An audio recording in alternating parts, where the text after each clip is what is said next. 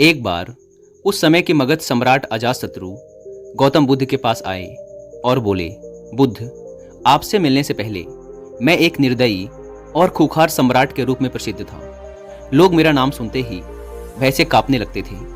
मैं किसी की जान लेने से पहले एक पल के लिए भी नहीं सोचता था और छोटी छोटी गलतियों के लिए भी अपराधियों को मृत्युदंड की सजा सुना देता था। लोग मुझे मृत्यु का दूसरा रूप मानते थे और पड़ोसी राज्य हमेशा इसी खौफ में रहते थे कि पता नहीं मैं कब उन पर हमला करके उन्हें बर्बाद कर दूं, जैसा मैंने वैशाली गणराज्य के साथ किया था।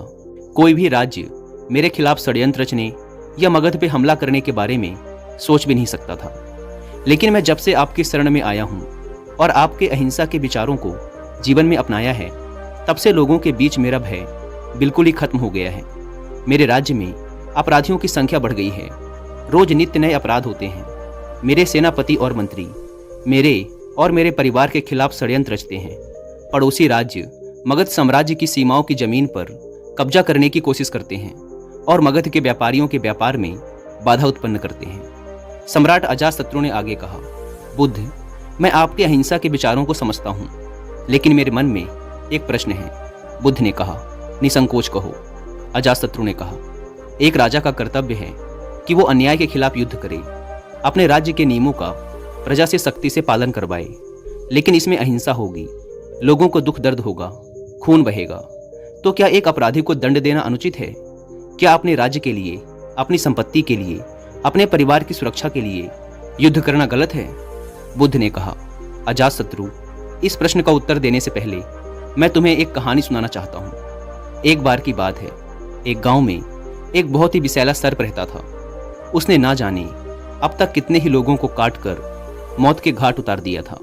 वह जिस वृक्ष में रहता था, लोग उस वृक्ष के पास से गुजरने से भी डरते थे। बच्चे उसके नीचे खेलने के बारे में सोचते भी नहीं थे। फिर एक दिन उसी रास्ते से एक भिक्षु गुजरा और आराम करने के लिए उसी वृक्ष के नीचे बैठ गया। भिक्षु को बैठा देख सर्प उसे काटने के लिए नीचे आया, लेकिन सर्प को आता देख भिक्षु तनिक भी नहीं घबराया। वह पूरे शांत चित्त के साथ वहीं बैठा रहा। यह देख सर्प को बड़ा आश्चर्य हुआ। वह अपनी जीभ बाहर निकालते हुए बोला, मैं एक बहुत ही जहरीला सर्प हूँ, क्या तुम्हें मौत से डर नहीं लगता? भिक्षु ने कहा, मैं जीवन और मृत्यु से ऊपर उठ चुका हूँ, अब मुझे किसी भी चीज से डर नहीं लगता। भिक्षु ने सर्प को उपदेश दिया कि जो तुम कर रहे हो वो हिंसा है।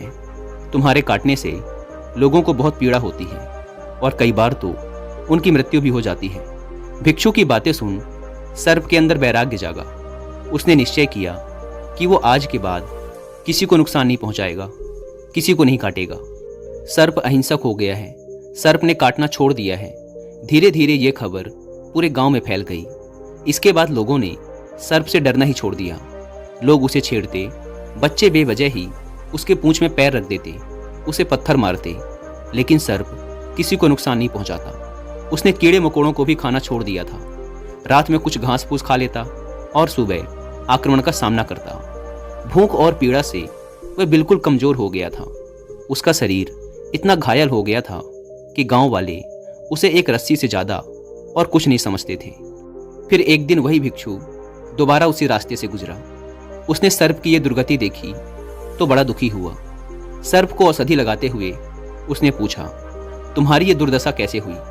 सर्प ने कहा, तुम्हारी बातें सुनने के बाद मेरे अंदर वैराग्य जागा और मैंने काटना छोड़ दिया। यह सुन भिक्षु हंसा और बोला, मैंने तुझे काटने से मना किया था, लेकिन तू अपने सर्प स्वभाव से कैसे विमुख हो गया? तूने फुसकारना क्यों छोड़ दिया? बुद्ध ने आगे कहा, किसी भी बात की अति, अहिंसा की भी अति, अगर ध्यान से देखें तो हिंसक बन जाती है। अजातशत्रु, अपराधियों में तुम्हारा भय होना ही चाहिए और उन्हें उनके अपराध की सजा भी मिलनी चाहिए, परंतु ध्यान रहे, न्याय करने वाला अपनी निजी शत्रुता के कारण किसी को दंड ना दे, बल्कि अपराधी को उसके अपराध और दुष्कर्मों की सजा ही मिलनी चाहिए। यदि क्रोध, लोभ और ईर्ष्या बीच में आ जाएगी तो न्याय ना हो पाएगा। बुराई को भलाई से जीतो। यदि बुराई भलाई पर हावी होने लगी तो मनुष्यता का नाश होगा। यदि बुराई को हटाने के लिए युद्ध भी करना पड़े तो वो भी करो, लेकिन कभी भी उस युद्ध के कारण तुम स्वयं ना बनो। यदि करना ही पड़े तो सिर्फ सही उद्देश्य के लिए ही करो।